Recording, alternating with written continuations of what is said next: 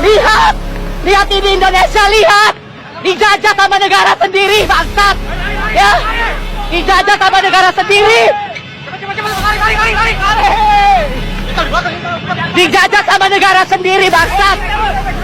Sungguh sedih melihat saudara-saudara kita demonstran yang datang dengan tangan kosong, dipukuli dengan pentungan polisi. Dengan gas air mata, dengan perisai, dengan water cannon, bahkan beberapa aparat datang membawa senjata berbahaya yang dilarang konstitusi dalam menghadapi demonstran. Beberapa korban berjatuhan baik akibat dipukuli aparat maupun tembakan gas air mata. Ini sungguh mengerikan. Akhirnya karena mereka dipukuli dan dikejar-kejar, mereka pun mencari peralatan seadanya, apapun yang bisa mereka temukan. Entah itu tiang bendera partai atau yang lain. Bayangkan di kota besar, yang hanya ada beton, bukan mudah menemukan peralatan dalam waktu tergesa-gesa. Seperti yang saya katakan kemarin, kalau ingin menunjukkan kekuatan rakyat, maka jangan pernah datang dengan tangan kosong. Siapkan setidaknya 3 perlengkapan ini. Sangat-sangat wajib. 1. Anda semua harus bawa tongkat. Nenek moyang kita bisa melawan penjajah dengan bambu runcing dan panah, tapi mereka tidak akan bisa melawan penjajah dengan tangan kosong. Bahkan si Pitung sekalipun, yang terkenal punya ilmu kebal, butuh senjata juga. Jadi Anda tidak akan bisa menghadapi pentungan dan peralatan aparat dengan daging dan tulang alias tangan kosong. Anda butuh paling minimnya tongkat. Pertama, konstitusi tidak melarang alias memperbolehkan rakyat membawa peralatan standar dalam aksi demonstrasi selama dia bukan senjata berbahaya, terlebih jika aksi itu adalah mengenai kedaulatan rakyat, di mana rakyat memiliki kebebasan dan kewenangan penuh. Kedua, konstitusi juga menegaskan azas keadilan. Aparat tidak boleh menghadapi rakyat dengan senjata. Jika aparat bawa senjata, maka sesuai konstitusi, rakyat juga berhak mengangkat senjata sebagai bagian bela kedaulatan rakyat. Tapi masalahnya aparat tidak peduli dengan konstitusi. Jadi kita tidak boleh naif datang dengan tangan kosong. Bukankah pepatah begitu jelas berkata, orang bijak itu sedia payung sebelum hujan? Nah, masalahnya, tongkat ini sudah jadi peralatan wajib bagi aparat. Tidak perlu ragukan itu. Mereka itu bawa tongkat, perisai, helm, baju anti peluru, pelindung leher, dan lain-lain. Mereka datang dengan peralatan lengkap sesuai apa yang diperbolehkan hukum, dan siap tempur. Membawa tongkat bukan berarti kita ingin memukuli musuh, tapi alat jaga-jaga. Dalam hukum, memukul duluan memang salah. Tapi memukul untuk membalas, itu dibenarkan oleh konstitusi sebagai hukum tertinggi. Inilah yang disebut bela kedaulatan dan juga sesuai azas keadilan. Nah, masalahnya kita sudah tahu bahwa menghadapi aparat dengan tangan kosong, sementara mereka dengan senjata lengkap, sudah pasti kita akan dipukuli. Masakan kira masih nekat datang dengan tangan kosong? Itu konyol namanya. Setidaknya siapkan tongkat sepanjang dari kaki ke pinggang, atau dari kaki ke dada. Anggap saja Anda sedang mendaki gunung atau berjalan di padang pasir. Tongkat itu akan membantu menguatkan langkah Anda. Membawa tongkat itu tidak melanggar hukum.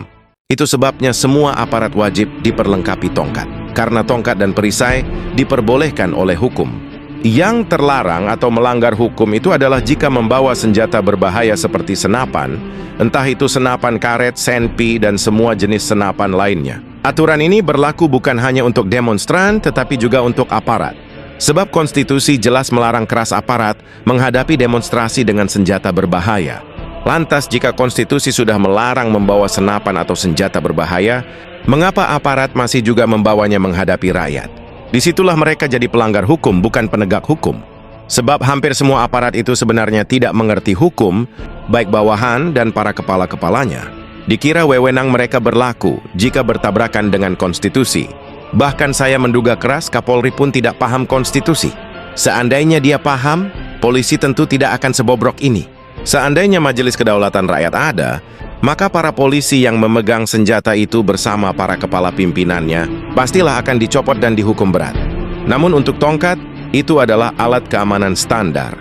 Dia tidak masuk dalam golongan senjata misal pedang, panah, celurit, apalagi senjata berbahaya seperti senapan karet, senpi, maupun jenis lainnya. Jadi sampai kapan kita tidak mau belajar bahwa aparat itu ditugaskan untuk mengalahkan dan memukul barisan rakyat? Bagaimana kita bisa bertahan menangkis pentungan mereka dengan daging dan tulang? Jika seperti itu, lantas bagaimana kita akan bisa menunjukkan kekuatan rakyat? Jika kita hanya datang dengan daging dan tulang, bukankah barisan rakyat akan dihancurkan oleh mereka? Jadi membawa tongkat adalah peralatan wajib.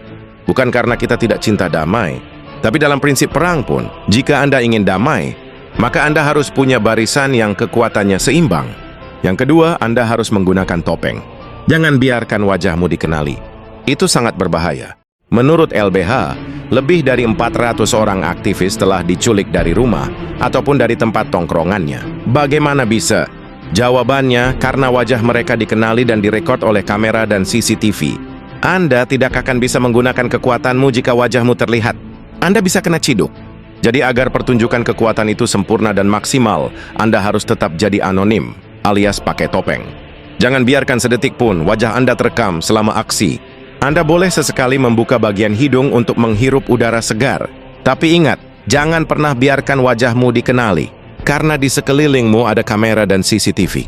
Polisi bisa menggunakan kamera siapapun menjadi alat bukti, bahkan kamera teman Anda sekalipun. Nah, jadi hilangkan sifat narsis ketika di medan perang. Jangan sorot atau rekam wajah-wajah yang telanjang. Itu membahayakan keselamatan mereka. Ingat, no face, no chase. Ketiga, Anda wajib membawa tas agar Anda bisa menyimpan air minum, makanan, dompet, HP, charger, kacamata anti gas, bahkan sampai kantongan plastik jika Anda ingin buang air. Datang ke medan perang tanpa minimal ketiga peralatan ini, maka Anda sedang membahayakan keselamatan Anda sendiri. Tidak perlu narsis kita ingin dikenali sebagai heros atau pahlawan. Itu bisa melumpuhkan kekuatan rakyat sendiri. Ya, jika kekuatan rakyat ingin kuat bagai singa raksasa, maka kita semua harus mengcover diri dengan topeng.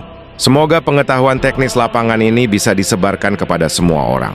Bayangkan jutaan rakyat datang dengan topeng hitam dan tongkat, maka secuil aparat itu tidak akan lagi sok jagoan, tapi bisa pipis di celana. Sebab mereka hanya 500.000, sementara kekuatan rakyat ada 200 juta. Inilah baru dinamakan kekuatan rakyat. Pria wanita wajib pakai topeng. Semoga kita semua selamat, semoga rakyat menang. Hidup daulat rakyat!